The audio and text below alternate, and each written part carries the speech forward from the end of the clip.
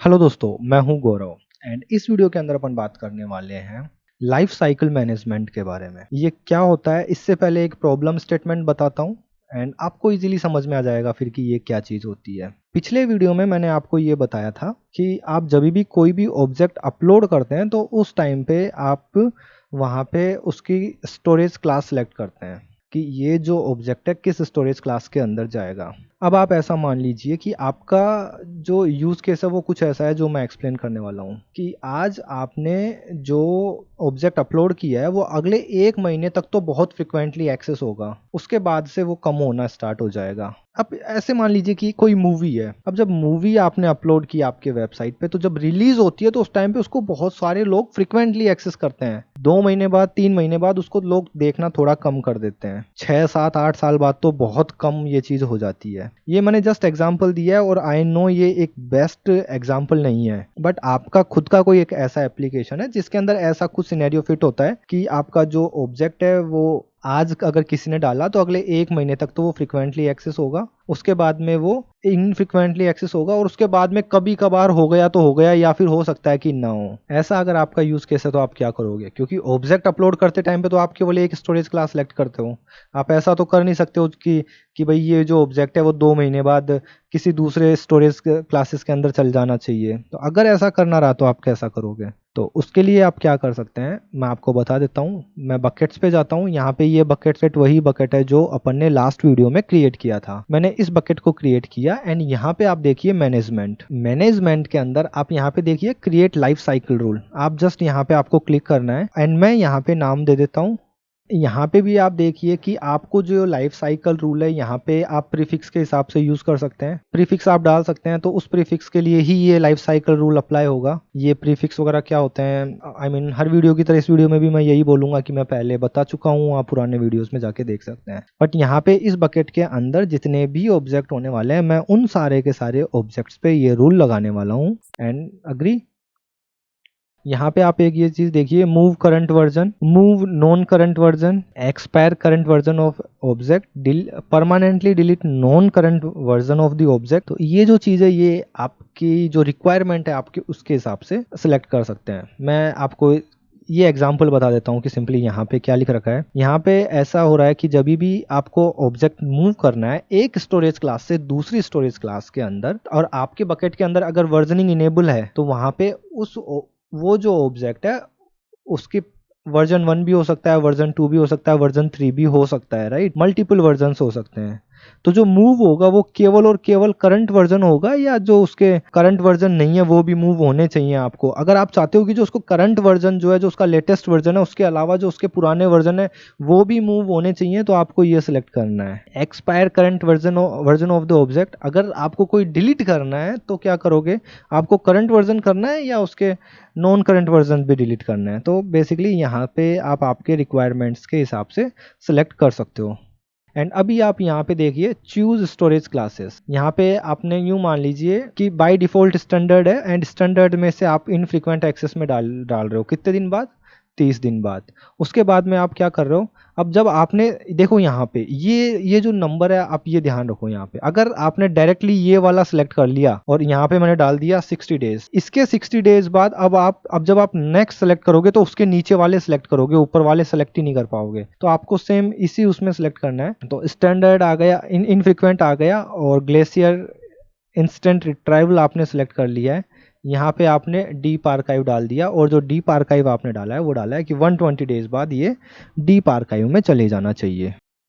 ठीक है, एंड यहाँ पे आप देख सकते हो डे 0 पे क्या रहेगा और 30 दिन बाद वो इनफ्रीक्वेंट एक्सेस में चला जाएगा, 60 दिन बाद वो ग्लेशियर इंस्टेंट रिट्राइवल में चला जाएगा, उसके 120 डेज बाद वो डीप आर्काइव में चला जाएगा। ये देख लिया। जैसे ही मैं क्रिएट रूल पे क्लिक करूंगा ये रूल अप्लाई हो जाएगा आपके बकेट के ऊपर। बट मैं यहाँ पे क्रिएट पे क्लिक नहीं करने वाला हूँ, और भी सेटिंग्स हैं जो मुझे आप लोगों को बतानी है।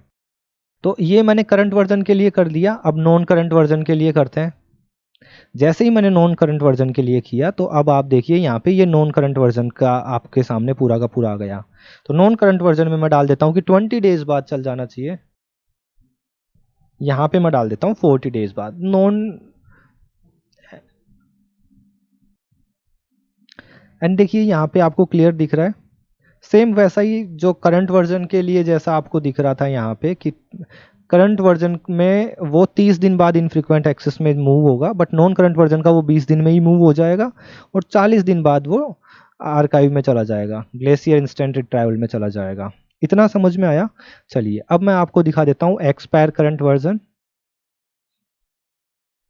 जैसे ही आपने ये चेकबॉक्स सेलेक्ट किया एक्सपायर करंट वर्जन, तो आप यहाँ पे ये देख सकते हैं expire current version of object. तो यहाँ पे मैं नंबर डाल देता हूँ कि करंट वर्जन जो है ये यहाँ पे 120 डेज का तो अपन ने लगा रखा है, तो 150 लिख देता हूँ मैं यहाँ पे। 148 मैंने लिख दिया है यहाँ पे, तो 148 में आप देखिए ऑब्जेक्ट एक्सपायर हो जाएगा, ऑब्जेक्ट डिलीट हो जाएगा। सेम यही चीज़ जब मैं इसको यहाँ से सिलेक्ट करूँगा तो आप देखिए ये वापस यहाँ पे नंबर ऑफ डेज पूछ रहा है। यहाँ पे मैंने कर दिया 75। तो अभी आप देखिए यहाँ पे ये 75 डेज हो जाएगा। एंड यहाँ पे मैं ये लास्ट में ये सिलेक्ट कर लेता हूँ delete expired object delete marker. ठीक है, ठीक है। तो ऐसे आप ये सारे के सारे एक लाइफ साइकिल रूल क्रिएट कर सकते हैं according to your requirement. Okay, and यहाँ पे देखिए मुझे एक एरर दी है 120 डेज का, तो यहाँ पे 90 day at least more than 90 days of the value, right. तो यहाँ पे जो है 60 + 90 कितना हुआ? 60 + 90 आई थिंक 150 हुआ है। तो यहाँ पे मुझे देनी पड़ेगी ये 150। एंड इसके हिसाब से आप क्रिएट रूल पे क्लिक करोगे तो होगा क्या कि ये रूल क्रिएट हो जाएगा और आपकी बकेट को ये एसोसिएट हो जाएगा। ठीक है, एंड आपके बकेट के अंदर जो भी ऑब्जेक्ट है वो इस लाइफ साइकिल रूल के हिसाब से एक स्टोरेज टियर से दूसरे स्टोरेज टियर्स के अंदर मूव कर पाएंगे, या फिर दूसरे वर्ड में एक स्टोरेज क्लास से दूसरे स्टोरेज क्लास के अंदर मूव कर पाएंगे। एंड आप आपकी जो कॉस्ट है उसको सेव कर सकते हैं। तो ये चीज़ ध्यान रखना, हमेशा ये चीज़ ध्यान रखना कि आपको आपकी कॉस्ट सेविंग का, आपके क्लाइंट की कॉस्ट सेविंग का सोच के चलना है। मेरे पास रिसेंटली, सही बता रहा हूँ, जो काम आते हैं वो काम ही ये आते हैं कि यार हमारा AWS का बिल जो है वो $5,000, $10,000, $20,000 पहुंच रहा है, हमको इसको कम करना है। एंड जब मैं जाके देखता हूँ तो मुझे लिटरली ऐसा लगता है कि जो क्लाइंट्स हैं या फिर जो भी सामने वाले बंदे हैं वो इफेक्टिवली चीज़ों को यूज़ नहीं करते हैं, इसलिए उनका इतना बिल आता है। एंड बिलीव मी, मेरा अब तक का सबसे बेस्ट ये रहा है, अब तक का मेरा जितना भी पुराना कैरियर रहा है उसमें मैंने सबसे अच्छा और सबसे ज़्यादा कॉस्ट सेविंग की है। तो मैंने $10,000 को मैं लेके आया था $2,500 पे। आप सोचो क्लाइंट का कितना पैसा बचा है। और उस टाइम पे ऐसा नहीं है केवल क्लाइंट को अच्छा फील होता है, आपको भी अच्छा लगता है, क्लाइंट को भी आपको पैसे देने में अच्छा लगता है कि इसने मेरा इतना पैसा बचा दिया, इतना तो इस बंदे के लिए बनता है। और आपको भी अच्छा लगता है कि यार सेल्फ सेटिस्फेक्शन, राइट, कि आपका क्लाइंट आपसे खुश है। तो हमेशा ध्यान रखना AWS पे चाहे कितने भी फ्री क्रेडिट्स आपके पास हो, इसका मतलब ये नहीं है कि आप बड़े से बड़ा इंस्टेंस क्रिएट करें, ज़्यादा से ज़्यादा स्टोरेज यूज़ करें। नहीं, चीज़ों को ऑप्टिमाइज रख के सोचना है आप लोगों को, ये हमेशा ध्यान रखना। और ऐसा नहीं है AWS के केस में, हर जगह पे आपको ये सोचना है। अगर आप एक प्रोग्रामिंग कर रहे हैं तो उस टाइम पे भी आपकी ड्यूटी रहती है कि ये आप एक टाइम कॉम्प्लेक्सिटी और स्पेस कॉम्प्लेक्सिटी के बारे में सोचें। ठीक है, आपका जो एप्लीकेशन है वो जल्दी से जल्दी आपको answer they, and space complexity वो कम से कम स्पेस ले। ऐसा नहीं है कि आपके पास 64 GB का कंप्यूटर है तो यार 10 KB से क्या फ़र्क पड़ रहा है, 10 KB से अभी फ़र्क नहीं पड़ रहा, बट जब आप आपके एप्लीकेशन को IoT डिवाइस पे मूव करोगे जहाँ पे रैम ही 64 KB या 128 KB होती है तो ये चीज़ें इफेक्ट करना स्टार्ट कर देंगी। ठीक है, तो हमेशा बेस्ट प्रैक्टिस आपको सीखनी है, चाहे वो आज यूज़ आ रही हो या नहीं आ रही हो। तो ये चीज़ आपको हमेशा ध्यान रखनी है। तो दोस्तों इस वीडियो में इतना ही, थोड़ा सा सजेशन दे दिया, थोड़ा सा ज्ञान दे दिया। आई डोंट नो आपको अच्छा लगा या नहीं लगा, बट इस चेयर पे बैठा हूँ तो इट्स माय ड्यूटी कि मैं आपको बता दूँ जितना मुझे आता है, एटलीस्ट उतना तो दोस्तों इस वीडियो में इतना ही, मिलते हैं अगले वीडियो में। Bye bye.